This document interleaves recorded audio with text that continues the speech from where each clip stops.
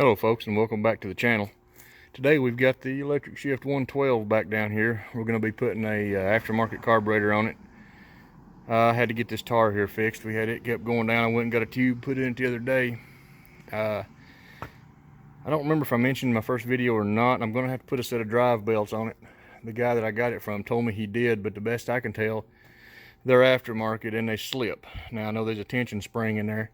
When I get the fenders off, I'm going to check it, but I got to go ahead and get the set of belts ordered first, then we'll check it out. But what we're going to be doing, I had to throw the battery charger on it. What we're going to be doing is take this, I can't pronounce the word right, this factory Walboro carburetor off of it. And I did the unthinkable, I guess. I got on Amazon, ordered one of the, I guess they're made overseas, I don't know. I'm sure they are. I've run them on 2 or 3 of my other tractors, and they run well. No complaints. I have rebuilt 2 or 3 of them, and while they do work, they're old and they're wore, and I never do have it. Never does run as good as if you just stick a new one on there. I'd rather stick with American made, but sometimes you just gotta do what you gotta do. Let me go ahead and get the tools required, and we're gonna tear in here and put this carburetor on. Be right back. And while I'm sure most of y'all have heard the term or the phrase pig in a poke, I don't exactly think I got one of those, but I am noticing I got the grill out, which we're not going to put that grill back in. It was a makeshift made out of a, looked like a refrigerator shelf with some mesh across it. We're not going to go back with that. I have a grill we're going to put back in it later, like goes in it. I'm going to have to check out, see what's going on here. We got a motor mount kind of jacked up. We got another one, it may just have a clamp on it. I'll have to tear in there to figure out what that is. May have to replace both of these. Not sure yet. Let me get this breather off here. I'm gonna lose that. See what it looks like back in this carburetor. We're gonna keep this carburetor. I will go through it and rebuild it, but everything does look pretty normal. Let me go ahead and I'm gonna pause the camera for just a second. I'm gonna get this housing off, which is already loose and needs fixing anyway. I'll be right back with you. And while I will give the old boy I got it from an A for effort, I guess he was just not willing to put new parts. We got quite a bit of slop. The carburetor just wore. Like I said, I will keep this thing and rebuild it, stick on another one. If worse comes to worse, I don't never throw these things away, because while you can buy new ones,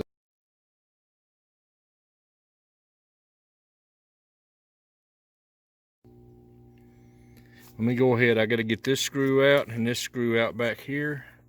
Get this linkage unhooked. I done got the fuel line took loose down here, so we're good to go there. When I get it off, I can take this linkage right here loose. Then we'll replace it with this new one right there. All right, let me get these out. Be right back. Okay, I went ahead off camera because I can't film and do this at the same time. I put thread tape on this fitting and got it up in there and got the fuel line reconnected because it was dripping everywhere. I had the fuel, apparently the fuel shutoff don't work very good on the tank. It was leaking through, but anyway, I got that. Now these 2 screws, this one right here is a real pain, especially with the coil mounted where it's at. That is not where the coil is supposed to be mounted, but it's where he put it. I do like it on the inside where you don't see it, but get right in here. You have to get right down in here to get that. That's a real, I done got it tied. This one right over here, it's fairly simple. You got to make sure those are good and snug, and got a new gasket behind those. The fuel line is, I have to go on the old carburetor, and there's a ball, a fitting that goes right there that this linkage attaches to. When it flips over like this, I'm going to go off camera because I have to have both hands, but I'm going to take it off and get it mounted, and I'll show you before I reconnect it. Okay, we did get this little fitting right here, this little ball put over on here, so all there is left to do, this is I don't know what they call that fitting. It just presses right down on there like that. Linkage is hooked up to the governor. Here's the throttle linkage coming in. None of that changed whatsoever. Now all we got to do, I may go ahead and give it a test fire to see how it runs before, just to make sure that there is no problem before we go through all the trouble of getting this gasket on and putting all this breather housing back on. So let's get around here and fire this thing up. All right, I have went ahead and turned it over a few times to get the fuel primed and pumped back up to the carburetor. So let's hit the key and see what it'll do. Don't know for sure if we're going to have to adjust any idling or not. These things usually come set pretty good, pretty close. You may have to adjust just a little, maybe on the governor linkage or something, but they're pretty good carburetors for the money. They're only about $20 to $22 depending on which engine you got. Let's hit the key and see what it'll do.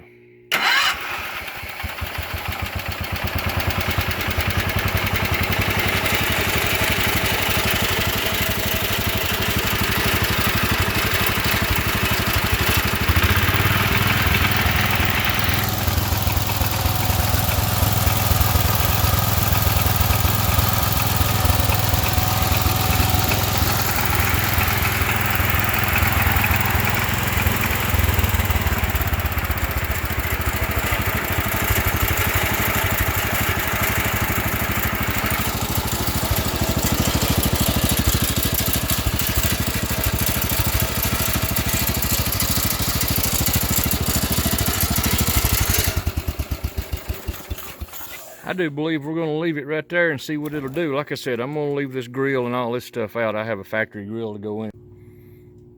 But we're going to get this breather housing and all this stuff put back on it, get it fired back up, get the hood on, and we'll go for a test drive. All right, we got it back in one piece. Let's make sure it'll still fire up. We're going to take it for a test drive and put it back in the barn for today. We're done with it. Till our belts come in, then like I said, we will take it apart and put the drive belts and the spring on it. Let's see how it fires. I'm not going to give it any gas. I'll leave it on the bottom. Okay, may have to give it just a little. A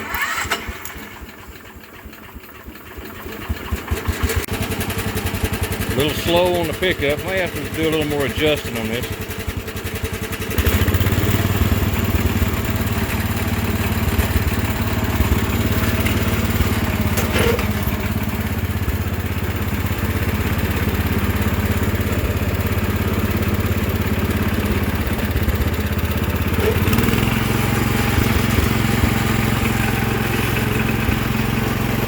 I believe we'll be okay. Turn the blades on.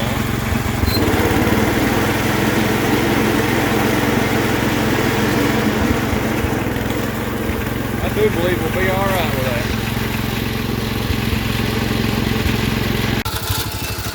All right, if you can hear me, this has got to be fixed. I have run this thing for about an hour.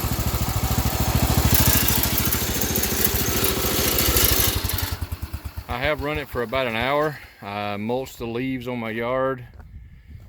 You can see several of them was stuck to the end fan cover there. It did idle down once it got some time on the carburetor. I turned the set screw just a little.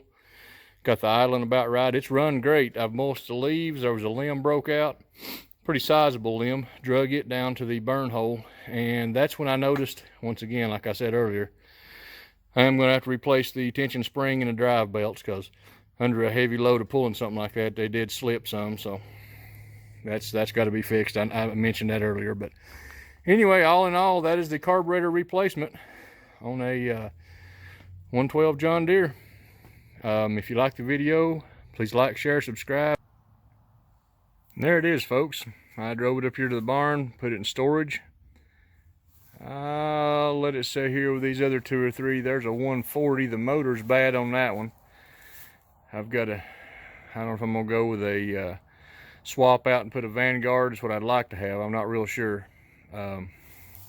This one here is another electric shift 112. Great running mower. The wiring harness is a god-awful mess. It's got everything from extension plug wire, lamp wire. I mean, it's a mess. So I've got to get a wiring harness ordered for it. This one right here runs good. Believe it or not, I need new front tires for it because they're shot. I'm gonna do something a little different here before I get it painted. It's just a 110, no electric lift. Probably won't put a deck under it or this one. But that's some projects I've got going right now. I do have another couple stored up that I'm planning on doing a tricycle front end out of. But that one over there in the corner with the 300 hood is really just a 212. So it's a 200 series. I'm going to be selling it. I got to get it out. It ran good. It looks pretty rough right now. It was sitting outside whenever I got it from the guy. This little 110 back here, little round fender 110, the guy I got it off of backed into it and damaged the fender. But anyway, it's got a lot of good parts, got an excellent hood on it. So it's a parts machine. Anyway, we got plenty to do. Like I say, I've got a spare headlight assembly and grill for back there, which will probably go in this machine here that I've had out today once I get the drive belt and stuff. I plan on using this one. It's got a small 38-inch deck. Take forever to mow a yard with it, but it works good up here around the barn, around the garden and trees to trim up stuff. It's not so hard to get around like that big 728 with a 48-inch deck. So anyway, thought I'd throw this on the video. Let's get back to it. And as always, have a good day. God bless. And don't forget, always eat more bacon. Have a good day, folks.